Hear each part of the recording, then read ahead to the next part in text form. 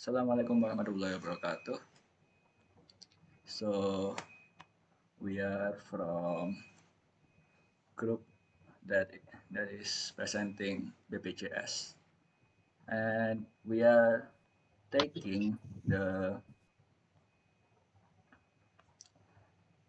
incident that happened in May 2021, which is a data breach that will be presented by us. So mm, we shall start. Alam, if you may. Uh, yes. Hello.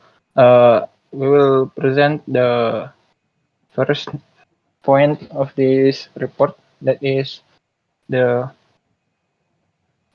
the to investigate the and identify the personal data that has been leaked to the public.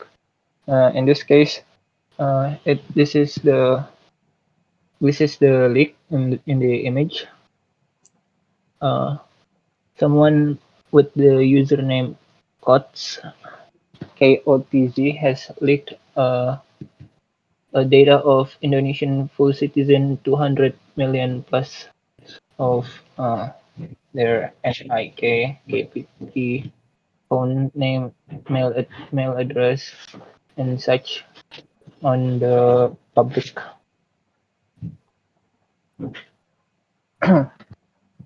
After investigation uh, from Kominfo, Dedi Permadi stated that the sample of the data that has been stolen uh, was not accounted to 1 million as the the the, the seller said. It was only 100,002 data. Uh, the personal information, as mentioned, was includes NIK, name, address, phone number, and also uh, their income, and some other sample data for checking. The next point is to conduct an inquiry to discover the root causes behind the failure in personal data protection. Uh, the the leak has been suspected, but uh, they were not still we were they were not able to clarify the case as of yet. But yeah, there has been high suspicion that data leak has happened. Uh, uh, Stated by Karo Penmas from Humas Division, Indonesian Police.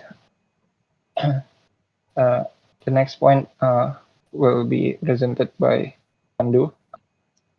Yes, thank you. So we are going to the next one, which is to examine whether BPJS has fulfilled its obligation to deliver a breach notification to the subject of the personal data. So we have read some, like a dozen or so articles, and what we found is that they have publicized it, but the most they did was announcing that they are going to work together with the others, as mentioned, as will be mentioned in number four. But we didn't find any press release where they admitted that there is indeed a data breach.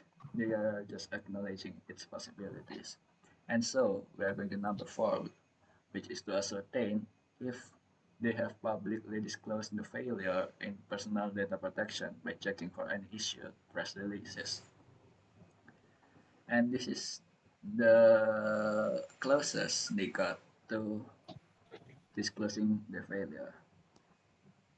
They were just announcing that they will work together strategically with uh, BSSN and other professionals to develop and implement their cybersecurity system. so that they are up to the standard. And finally, next we are going to the risk analysis. So we have so first we are going to identify the important assets, the significant assets. First is patient records and personal data. Second is financial information. The third is network infrastructure. The fourth is software and application. The fifth is internal communication channels. The sixth, next is medical equipment and devices. And then administrative system, website and online portals. Finally, cloud services and data centers. And now for the risk analysis table, Alam can take over. Yes, now this is the data breach analysis table that has been compiled from the assets and the reports from the articles on the internet. Uh, Here are the assets, justification, impact, and vulnerabilities. Mm.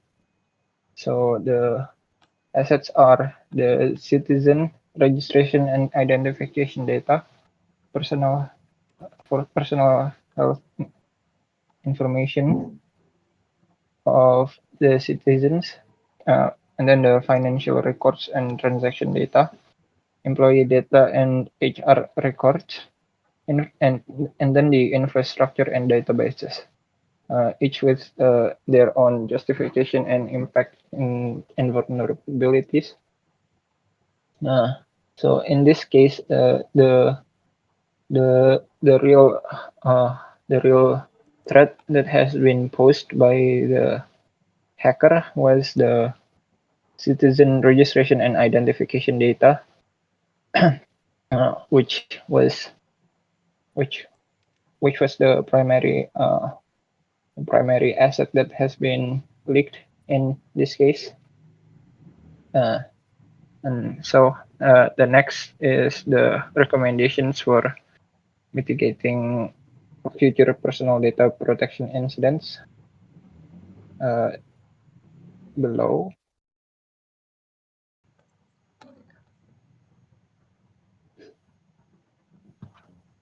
Uh, yes, these are the access control to control the access to the data, and then the employee training to train employee for uh, standard procedure when these kind of breaches happen.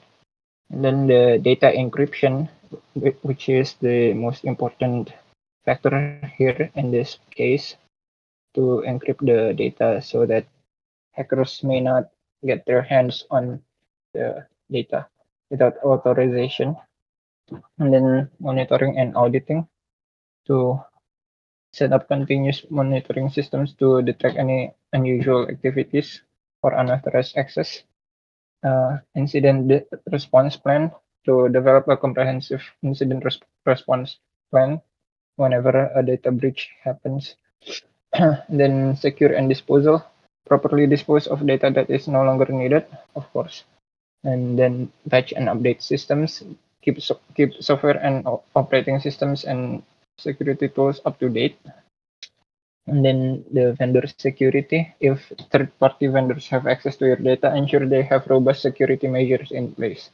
So don't leave the data on third-party people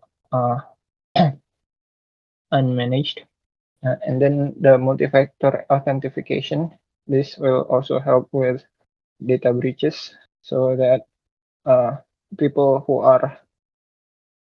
uh, who are to access the data are they have to be authenticated more thoroughly. The next is regular security assessment. Conduct regular security assessment, including penetration testing to identify and address vulnerabilities. And then legal and regulatory compliance. Ensure that your organization complies with data protection laws. Next is backup data. Regularly backup data, critical data and test restoration process, of course. And then the data classification, categories data based on its sensitivity, apply stronger security measures to highly sensitive information. Next is employee screening, conduct background checks on employees who will have access to sensitive data. And then the last one is secure physical access. Ensure physical security measures such as access control systems and surveillance are in place to protect data stored in physical locations. And that is all the points that we have gone through in this report. And I think Pandu should close this session. All right. So thank you for listening to us. Thank you for your attention. Uh, Here we will close this presentation. Thank Once again, thank you. Wassalamualaikum warahmatullahi wabarakatuh.